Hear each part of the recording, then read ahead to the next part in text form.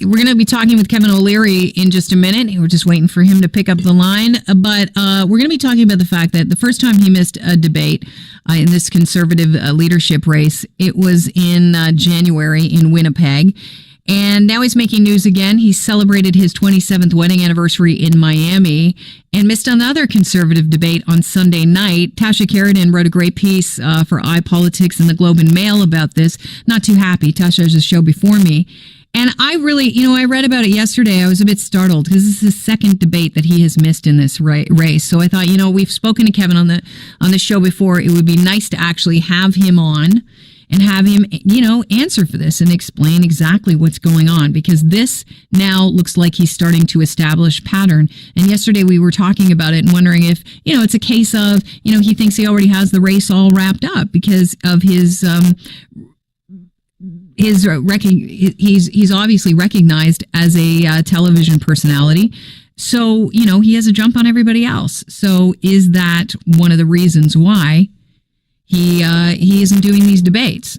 Get to the bottom of it. So as we wait for him, I can tell you the situation that got a little more interesting when people found out that one of the reasons why he was down in Miami is because he was on a MSNBC segment to talk about politics.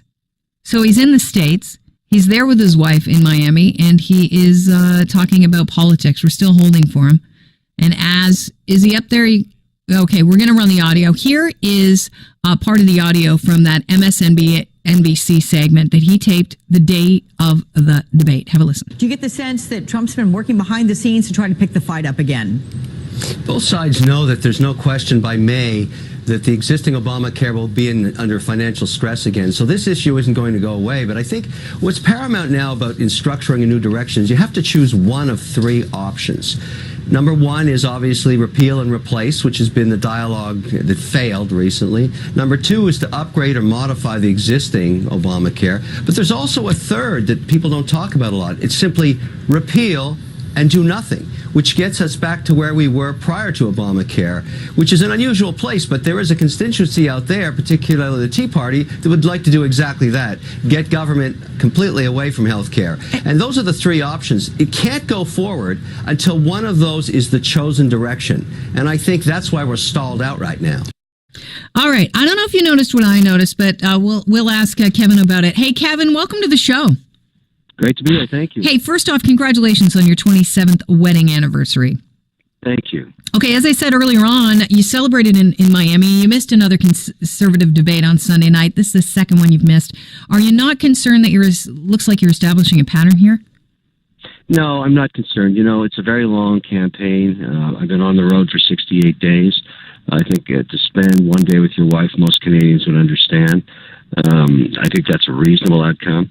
I unfortunately tried to get that done 2 weeks earlier, but we had to be honest, a snafu in our own campaign that we didn't communicate that with Joe.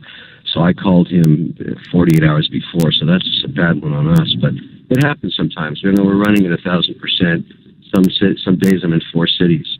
So it's just one of those things that happens on the trail. I'm pretty happy with where we're at, and we've been participating. We just did another debate yesterday. There's lots and lots of debates, so it's not like we don't have another chance. CTV had a debate last night. I thought it went very well. Well, here's what people are upset about is that morning of the debate, you had time to talk politics on MSNBC, and we just listened to that segment. Your agent said you were contractually obligated to do that, so you did that in Miami. And one thing I noticed in that segment is your use of we when talking about American politics, and you say we when you're here talking about Canadian politics as well. Which one is it? No, I think it's very important, and we've been looking for decades to find a spokesman to represent Canadians to Americans forever. I mean, I get more time on American networks than Trudeau does talking about our Canadian issues. And that the reason that interview occurred was actually the Washington Post ran a piece about the debate that's starting to happen about our porous border. And that occurred the day before. So they called me up and said, are you willing to represent Canadians in a discussion about the notwithstanding clause? I said, of course. I represent Canadians every day we talk. But Kevin, we just listened to it, and you said we with regards to American politics. You weren't talking about it from a Canadian point of view. You were talking about it from an American point of view. No, no, no. I'm talking about it always. We are the largest partnership on earth. And that is a good way to look at it, are the most successful border in the world. We have been peaceful for over 100 years. And we are the largest trading partner of the United States. And we also are responsible for 9.5 million jobs. And we are the largest economic force in 35 states. That's exactly what I said. Okay, well, let's go back, because this is the clip I'm talking about. Have a listen. Space, can you grab the clip? Do you get the sense that Trump's been working behind the scenes to try to pick the fight up again? Both sides know that there's no question by May that the existing Obamacare will be under financial stress again. So this issue isn't going to go away. But I think what's paramount now about in structuring a new direction is you have to choose one of three options. Number one is obviously repeal and replace, which has been the dialogue that failed recently. Number two is to upgrade or modify the existing Obamacare. But there's also a third that people don't talk about a lot. It's simply repeal and do nothing, which gets us back to where we were prior to Obamacare, which is an unusual place, but there is a constituency out there, particularly the Tea Party, that would like to do exactly that, get government completely away from health care. And those are the three options. It can't go forward until one of those is the chosen direction. And I think that's why we're stalled out right now. So there's the we there. And that was with regards to American politics. You know what I think? That is excellent analysis, exactly what they pay me for. That sounds like a good analysis of exactly what's happening. I'm a global investor. I look at markets all around the world. I'm paid to comment on them. I have been for the last decade. I'm just doing my job.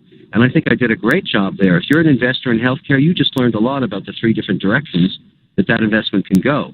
And so I'll do that again. By the way, I'm going to try and increase the amount of time and dialogue I have in the American markets, because that's what we need as Canadians. Right now, Americans don't understand how important our economy is to them. It's great to have a spokesman that can actually talk intelligently about it, that knows the numbers, and that's what I do. No doubt about it, Kevin. And and that's where I wanted you to, or that's what I thought you would say off the top, but I didn't love the fact that you were spinning it the other way. But let's get to something. I'm not spinning it. I'm not spinning anything. I am asked and paid by many markets. That's right, but the first answer wasn't that. And I get that, but let's. I didn't hear your clip. Now you played it to me. I just explained it to you. All right. So, and that's fair, and I'll give you that. That's fair. I don't see any other candidates representing Canada in the United States, and that's our number one trading partner. I don't see them on talking about how important it is that we solve this border problem. I don't see them even attempting to open a dialogue with our most important partner in terms of the... I want to give you a chance to answer to this, Kevin, because I think it's important. As a former advisor to Harper, thinks that you're a threat to party unity. I want to give you an opportunity. Trudeau has such a strong following.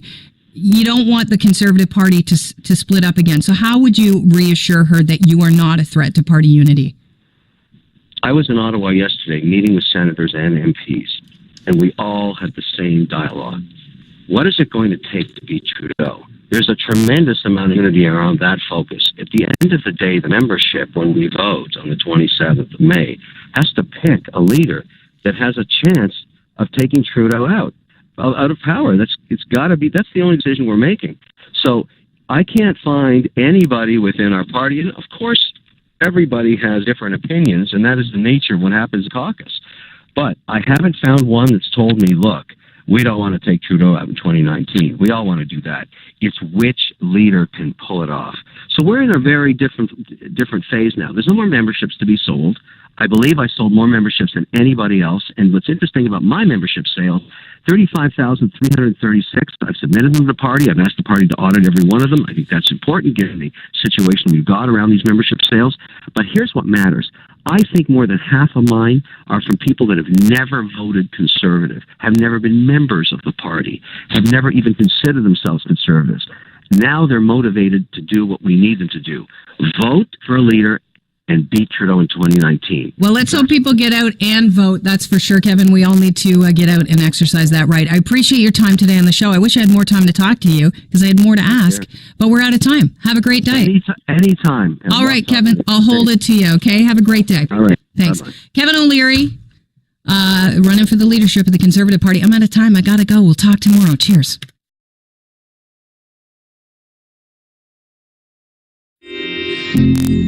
It's unprecedented this late in the race that the Conservative Party would have 14 candidates still in it. So we can't have any meaningful dialogue. You can't have a debate in any language, French, English, or Swahili, if you have 14 people on the stage. So think about it. They're given 60 seconds to answer. They can't really debate any ideas. Preston Manning, who's the grandfather of the entire party, said, I'm not going to let that happen.